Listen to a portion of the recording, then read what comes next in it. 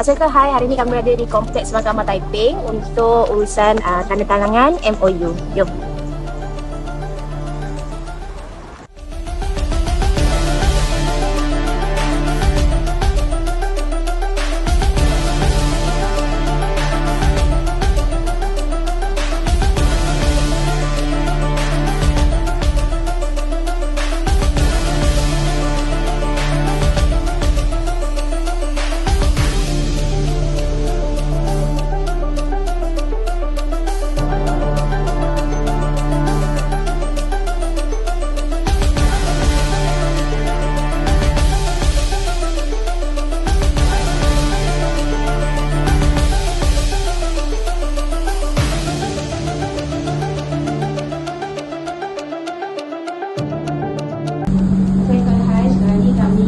Menandatangani MOU antara AK Solution dan JPKT Kampung Asal Tebang.